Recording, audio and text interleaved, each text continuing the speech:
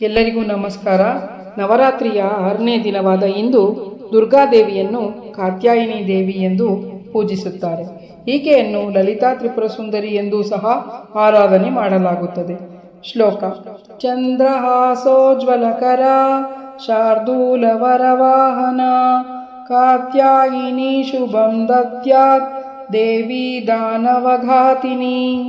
ಕಾತ್ಯಾಯಿನಿ ದೇವಿಯ ಮೈಬಣ್ಣ ಹೊನ್ನಿನಂತೆ ಹೊಳೆಯುತ್ತಿದೆ. ಈಕೆಗೆ 4 ಕೈಗಳಿವೆ. ಬಲಗೈ ಅಭಯ ಮುದ್ರೆಯಲ್ಲಿದೆ. ಎಡಗಡೆ ಕೈಯಲ್ಲಿ ಖಡ್ಗವಿದೆ.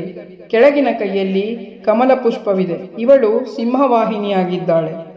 ಈ ದೇವಿಗೆ ಕಾತ್ಯಾಯಿನಿ ಎಂಬ ಹೆಸರು ಬರಲು ಕಾರಣವೇನೆಂದರೆ, ಕಾತ್ಯನ ಗೋತ್ರದ ಕಥಾ ಎಂಬ ಮಹರ್ಷಿಗೆ ಕಾತ್ಯಾಯನರೆಂಬ ಪುತ್ರರಿದ್ದರು. ಅವರು ಭಗವತಿಯ ಅಪ್ರತಿಮ ಭಕ್ತರು. ಅವರಿಗೆ ಭಗವತಿಯನ್ನು ತಮ್ಮ ಪುತ್ರಿಯಾಗಿ ಪಡೆಯಬೇಕೆಂಬ ಮಹದಾಸೆ ಇತ್ತು. ಆ ಕಾರಣವಾಗಿ ಅವರು ಅನೇಕ ವರ್ಷಗಳ ಕಾಲ ಭಗವತಿಯನ್ನು ಕುರಿತು ತಪಸ್ಸು ಮಾಡಿದರು. ಇವರ ತಪಸ್ಸಿಗೆ ಮೆಚ್ಚಿ ಭಗವತಿ ಅವರ ಪುತ್ರಿಯಾಗಿ ಜನಿಸಿದಳು ಎಂಬುದು ಒಂದು ಕತೆ. ಆದರೆ ಬಹಳ ಹಿಂದೆ ಮಹಿಷಾಸುರನೆಂಬ ರಾಕ್ಷಸ ಕ್ರೂರಿಯಾಗಿ ಎಲ್ಲರಿಗೂ ತೊಂದರೆ ಕೊಡಲಾರಂಭಿಸಿದ್ದ. ಆಗ ತ್ರಿಮೂರ್ತಿಗಳು ತಮ್ಮ ತಮ್ಮ ತೇಜಸ್ಸಿನ ಒಂದೊಂದು ಅಂಶವನ್ನಿತ್ತು ಮಹಿಷಾಸುರನ ವಿನಾಶಕ್ಕಾಗಿ ಓರ್ವ ದೇವಿಯನ್ನ ಉತ್ಪನ್ನ ಮಾಡಿದರು.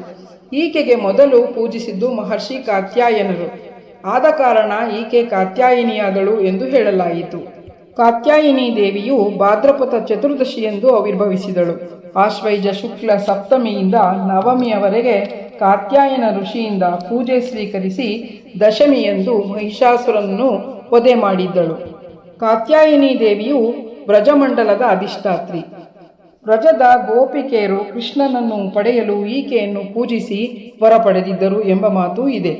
ಶ್ರೀಕೃಷ್ಣನೂ ಸಹ ಈಕೆಯನ್ನು ಪೂಜಿಸಿ ಕಂಸನನ್ನು ಕೊಂದನೆಂದು ಹೇಳಲಾಗುತ್ತದೆ. ಯೋಗ ಸಾಧನೆಗೆ ಆಜ್ಞಾಚಕ್ರದ ಸ್ಥಾನ ಬಹಳ ಮಹತ್ವಪೂರ್ಣ. ನವರಾತ್ರಿಯ 6ನೇ ದಿನ ಯೋಗಿಯು ಯೋಗ ಸಾಧನೆ ಆಜ್ಞಾಚಕ್ರದಲ್ಲಿ ತನ್ನ ಮನಸ್ಸನ್ನು ಸ್ಥಿರಗೊಳಿಸಿ ತನ್ನ ಸರ್ವಸ್ವವನ್ನು ದೇವಿಗೆ ಅರ್ಪಿಸಿದರೆ ಅಂತಹ ಭಕ್ತನಿಗೆ ಸಹಜವಾಗಿ ದೇವಿಯ ದರ್ಶನ ಪ್ರಾಪ್ತಿಯಾಗುತ್ತದೆ. ಕಾತ್ಯಾಯಿನಿ ದೇವಿಯು ಗುರುಗ್ರಹ ಮತ್ತು ಶುಕ್ರಗ್ರಹದ ಮೇಲೆ ನಿಯಂತ್ರಣವನ್ನು ಹೊಂದಿದ್ದಾಳೆ. ಆದ ಕಾರಣ ಹೆಣ್ಣು ಮಕ್ಕಳ ಮದುವೆಗೆ ಉಂಟಾಗುವ ಅಡೆತಡೆಗಳನ್ನು ದೂರ ಮಾಡುವ ಶಕ್ತಿಯನ್ನು ನೀಡುತ್ತಾಳೆ. ಶೀಘ್ರ ವಿವಾಹಕ್ಕಾಗಿ ಮಂತ್ರ: ಕಾತ್ಯಾಯಿನಿ ಮಹಾಮಾಯೆ ಮಹಾಯೋಗಿನ್ಯದೀಶ್ವರಿ ನಂದಗೋಪಸುತಾಂ ದೇವಿ ಪತಿಂ ಮೇ ಕುರುತೆ ನಮಃ. ಈ ಮಂತ್ರವನ್ನು ಹೇಳಿ ಪೂಜಿಸುವುದರಿಂದ ವಿವಾಹಕ್ಕೆ ಉಂಟಾಗುವ ಅಡೆತಡೆಗಳು ದೂರವಾಗುತ್ತದೆ. ಈಕೆಯ ಉಪಾಸನೆಯ ಮೂಲಕ ಮನುಷ್ಯನು ಧರ್ಮ, ಅರ್ಥ, ಕಾಮ, ಮೋಕ್ಷ ಎಂಬ 4 ವಿಧವಾದ ಫಲಗಳನ್ನು ಪಡೆಯುತ್ತಾನೆ. ಈಕೆಗೆ ಚೆಂಡು ಹೂವು ಪ್ರಿಯ ಪುಷ್ಪ. ನೈವೇದ್ಯಕ್ಕಾಗಿ ಪುಳಿಯೋಗರೆ, ಹೆಸರುಬೇಳೆ, ಕೋಸಂಬರಿ ಮುಂತಾದವನ್ನು ನೈವೇದ್ಯ ಮಾಡುವುದರಿಂದ ರೋಗ, ಶೋಕ, ಸಂತಾಪಗಳು ದೂರ ಹೋಗಿ ಸುಖ, ಸಂತೋಷ, ಸಮೃದ್ಧಿಗಳು ಉಂಟಾಗುತ್ತವೆ. ಜನ್ಮ ಜನ್ಮಾಂತರದ ಪಾಪಗಳನ್ನು ನಾಶ ಮಾಡಲು ಕಾತ್ಯಾಯಿನಿಯ ಉಪಾಸನೆಗಿಂತ ಸುಗಮ ಮತ್ತು ಸರಳವಾದ ಮಾರ್ಗವು ಮತ್ತೊಂದಿಲ್ಲ. ಏತತ್ತೇ ವದನಂ ಸೌಮ್ಯಂ ಲೋಚನತ್ರಯಭೂಷಿತಂ ಪಾತುನಃ ಸರ್ವಭೀತಿಭ್ಯಃ ಕಾತ್ಯಾಯಿನಿ ನಮೋಸ್ತುತೆ. ಹೇಗಿದೆ ಕತೆ? ಚೆನ್ನಾಗಿದೆಯಾ? ನಿಮಗೆಲ್ಲ ಇಷ್ಟ ಆದರೆ ಲೈಕ್ ಮಾಡಿ.